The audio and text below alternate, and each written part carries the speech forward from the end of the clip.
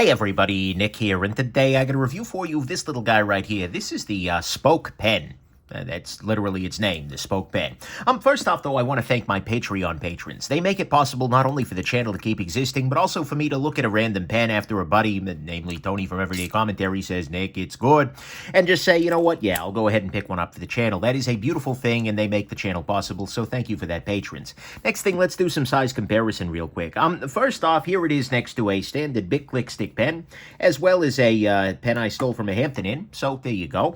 Sorry about that, Hampton Inn. Here it is against a Pocket Jotter, a Pilot G2, and one of my very favorite pens for everyday carry is the Urban Survival Gear Tie Scribe Bolt. So you can see here we've got it's a nice freaking pen right here. And so there's that. And then finally, there were a bunch of different options on this guy, but this is the titanium body in a blue anodization with a silver inner core. So there you go. Let's go ahead and talk about the good, the great, the bad, the ugly of this very interesting little pen right here. So to start with, honestly, it's pretty. They've done a very, very nice job with the coloration on this guy. This looks good, and it just looks good. They've done a very nice, consistent finish on this guy with sort of a, looks like it's been blasted of some variety, but with a little bit of polish to it. It's very nicely finished. I appreciate that very much. Next thing, this has a nice clip on it. Not so much, anything particular, except that it's got the right amount of spring. It's got a relatively lightweight clip. It's got a nice ramp on it. It's a good little clip here. I think it works quite well. Next thing, this has a very secure capping action because it is a magnetic cap. So basically, you as you slowly insert this guy in, there's a certain point at which the magnet takes over and does the rest of the work. Again, just kind of inch it slowly there. And then, boom. It caps the rest of the way there. And I gotta say, it's remarkably secure. I was, as a part of this review, trying to do one of these things where I'm, like, flinging this guy across the room, trying to eat the, freaking cap onto the carpet on the other side of the room. And no dice. Pardon me. And so that's actually pretty impressive. Even though this is a magnetic cap closure, I feel like the cap is very much on there until you need to remove it. So that's good. Next thing I have to say, when writing, this guy has a very, very nice balance. See, all right, nice balance right here. So, nice balance. And I have to say, this is a nice refill, by the way, too, in terms of writing. And actually, that brings us to the next thing. Aside from the, balance and weight on this guy, it's a very nice writing experience because the refill is good. This is a Uniball Signo UM151. This is not a refill I had seen before, but it is actually quite nicely done. Yeah, see right here. And this is, it's kind of a gel sort of thing, but it has very nice, it requires very little in the way of effort. It's a very fine refill is something to keep in mind, but it's definitely nice in that way. And it is also, by the way, only about $1.55 for a new refill, and that's actually pretty good. I have to say, I do appreciate parts of this refill very much, but you actually have some other choices here, because you can swap in for a Uniball Signo 307, a 207, a Uniball RT1, Pentel Energel, and Zebra Sarasa clip. I've never heard of anything aside from the Energel there, but this is absolutely it's a nice refill, and it's nice that you can get additional ones of them for a pretty decent price. So that's good. And actually, that is the good. It's got an awesome refill, very, very nice balance and weight when writing. It has a very nice capping action with this magnetic sort of fare. And it is got a nice clip and a beautiful color. On the great side to me, I really just like the texture and the machining here. I mean, if we kind of zoom in a little bit, what we can see here is this has a very, very nice little bit of little bit of luster to it. And then when we get down to the machining area here, this just looks good. This is an attractive pen, 100%. This is just attractively made. And then when we take off the cap here, we see, again, this is just well done. Machining-wise, this is absolutely looking pretty solid. So, at least to me, that's very good. I'm definitely a fan of the machining there. So to me, at least, that's great. On the bad side, to start with, the price on this guy, I'm sort of a little torn on. It's $70, and at some level, I think it's probably fine. It's made in relatively small, it's a small batch sort of affair, and it's nicely finished, so I guess it's okay. At the same time, though, it's not super competitive. It's not blowing me away, so, do keep that in mind. Next thing, the refill, like I said on this guy, is very fine.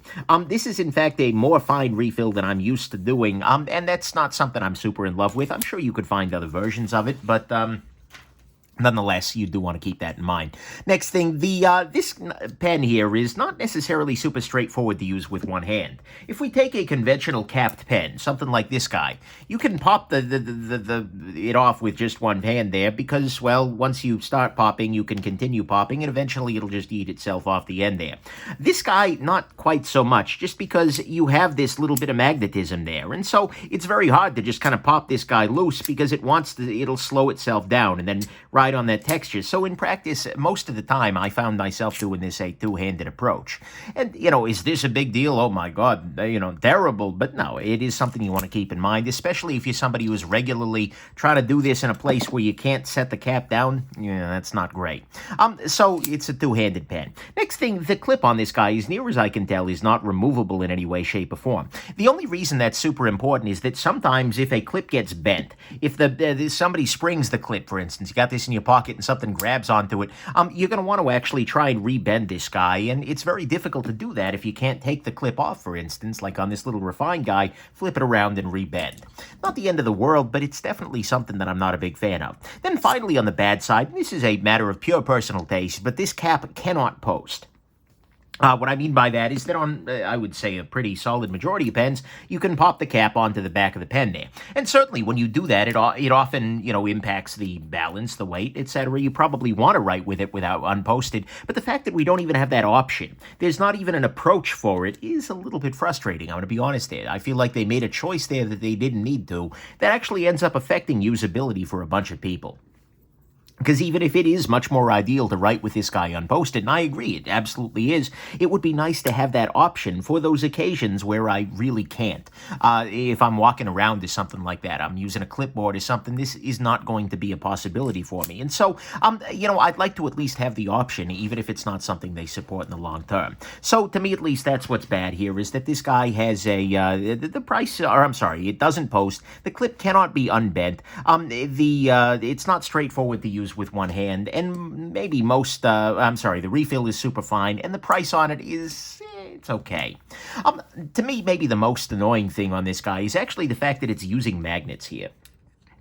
Now, magnets are, they're fine, and I mean, they're cool, they're magic at some level, right? But in practice, there is a magnet inside the cap of this pen. Pardon me.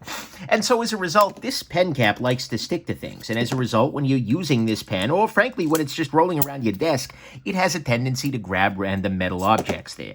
On my desk, actually, this has been frustrating me for a little while because I keep a bunch of things around, including a bunch of things that are like made of steel, like a pocket knife, or for instance, a wristwatch. Anytime that you take something that could be done with simple threading or perhaps a little bit of friction fitting, and you add magnets into the process, well, I mean, sure, you get a cool action of this thing dropping on. It's kind of cool, but at another level, you end up with something that's going to be grabbing onto other things in your life. Maybe this isn't annoying to anybody else in the world, but at least to me, it kind of is. So I'm definitely not a fan of magnetically capped pens because honestly, I feel like capping a pen is a pretty solved problem, and adding the magnets just adds in another set of problems. So to me, at least, what's ugly here is that this has using a pretty strong magnet, and that pretty strong magnet is definitely going to be grabbing onto every damn thing in your life, and I don't necessarily appreciate that.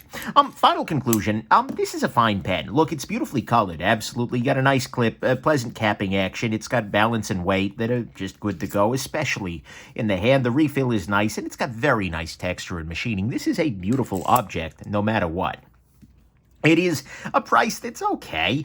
It's got a super, very fine tipped refill here. It's very much a two-handed sort of thing. A clip that can't be rebent. It is non-posting, which drives me a little crazy, and a magnet that is probably going to be more attractive to the objects in the life than to, me, certainly.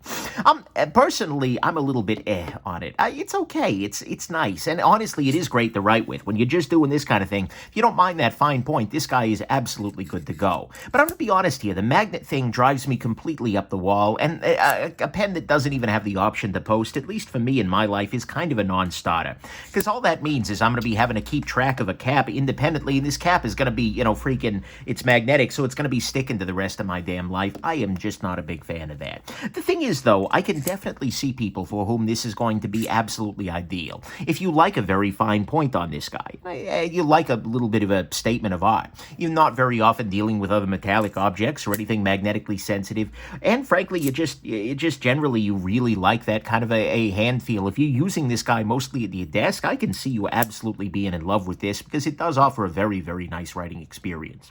So I'm kind of a little bit torn. Like I said, at some level, I can totally get it. I think that I can see why a bunch of people are going to like this guy, but it is absolutely not for me. So there you go. Add this to the list of many conflicting reviews of people who have spoke about it. Anyways, there you go. Hope this has been interesting to you, that this review didn't give you the blues, and that you found it to be fine, and that you have yourselves just an absolutely wonderful rest of your day, and that you found this video attractive. Get it? Okay. Have a good one, everybody. Bye now.